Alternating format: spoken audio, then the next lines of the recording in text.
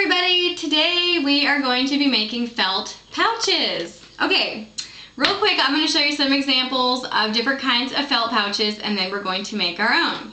So the first example is the pocket pouch, and this is when you can make different little compartments and not have a flap on the pouch. This one I made for my son so that he can keep his little stones in it, and it's perfect because you can pinch the stone down and they won't fall out, and you can keep it in your pocket or your backpack or someplace else, so you can always have your stones with you, but they're not going to get messed up. Now I use runes for one of my divination tools, and I like to keep stones with my runes, and I like to use stones when I read my runes. And here's an example of an envelope style pouch that has different compartments in it. This is one, and then they just slip right back in there. And here is another style. This has this little tiny compartment, and then I keep my kyanite wand in this side. And kyanite is a little bit rough, so you know, that's another reason why I like to keep that in a pouch as well. So, and it makes it very convenient for you to just put everything in your divination pouch and not mess up like your tarot cards or your pendulum or anything else if you want to keep stones in there with them. And here's some examples of spell pouches. This you can use, since it's green, I use this for a money spell or two. And I like to put patchouli and basil in my pouch, but this is just a very simple pouch that you can just slip your spell into it and just tuck it away someplace. And this one I like to use for my full moon, new moon, and blue moon SBOT lists. And this I like to keep my pentacle in it, and then just, you know, make the list of all the things that I'm grateful for in the universe. Maybe things I need to work on or new plans and new projects, and I like to put it in my black pouch. So, and real quick, another idea for these pouches is a gift, you know, presentation of a gift, so you don't have to wrap it with paper or whatever. You can just use felt. And then that way your friend that you give it to will be able to use it for something else. Now this was just a random piece of ribbon that I had lying around, and this is another envelope style pouch that you can just put the gift in it and give it that way. So, some of the things that you want to have when you're making your pouches, you want to have your crafting glue. I use Alini's tacky glue. It is flexible, which I highly recommend since we are using it on fabric. That's good. You're going to need very sharp scissors because we are going to be cutting through more than one layer of felt. You're going to want the object that you're going to be making the pouch for, if you have it. And then you're also going to need, obviously, your felt. Now, felt is very inexpensive. I got this at Hobby Lobby.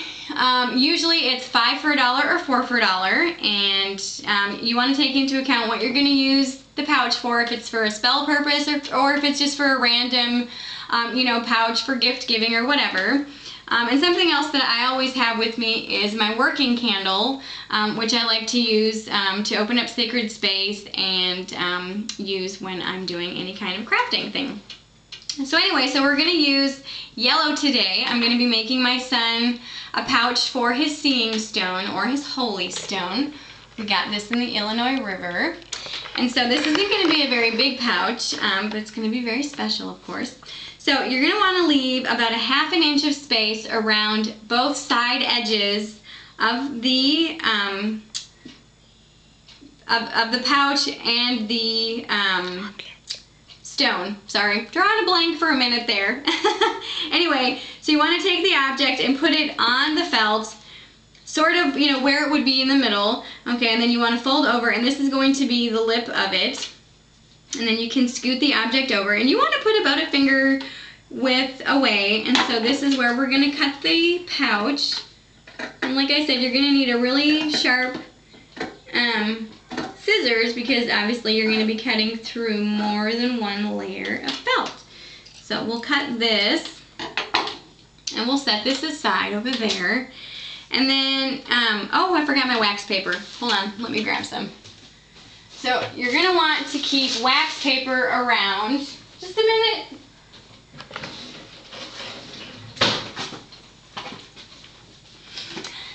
sorry about that. You want to keep wax paper around when you're doing things like this because you are going to be gluing.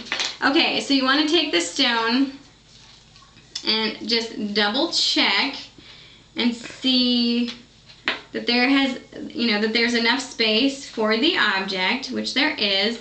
And then you want to figure out what kind of flap you want. If you want it to be a pocket style where there's no flap, or if you want an envelope style with a flap. And this one we're going to make with an envelope style. So you want to fold that over and figure out if you want to make it a little bit longer, a little bit shorter.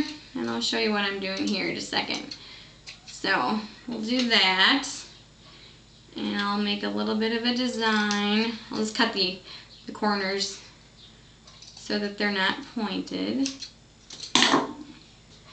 So this has a kind of a decorative look to it.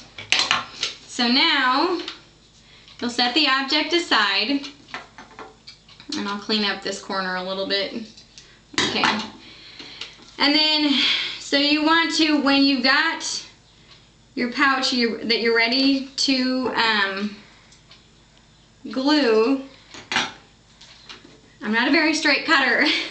So anyway, okay, so you want to push down very hard on the felt so that you make kind of a crease. And so that way you know where to stop your bead of glue. And you can kind of see the little bit of a crease. And so right now we're going to put the bead of glue a little bit in from the outside. That way when you glue it, the glue spreads nicely and won't go all over everything, like your work surface and everything. And then also you want to put a very thick bead because felt is very, very absorbent and tends to disappear. So if you make it too thin, then when you after it's dry and you put the object in the pouch, it may split open on one side or the other if you haven't put a really thick bead of glue. So now we're going to fold it over and then push down very lightly, just for the beginning, kind of maybe squish it out just a little bit on the side just to make sure that it goes all the way through. Now don't fold the flap over, okay? Leave that down and then take your wax paper and fold it over. Okay, so we've made the pouch. Now, take a very heavy book. This is the book of Dictionary of Scientific and Technical Terms. Yay! Push it down and leave it for about 12 to 24 hours. After about 12 hours, you're going to want to take the book off and take the wax paper off because by then, it's going to be pretty much dry but not completely set. After you take the wax paper off, set the book down again and let it dry for another 12 hours or so, and that way the glue will be completely set and ready for you to put your object in it. So, yay! I hope you've enjoyed my crafting time, and next time we're going to be making, I haven't decided yet. You'll have to come back and check out what I'm going to be making next time. Okay, blessed be and happy S-Spot! Bye!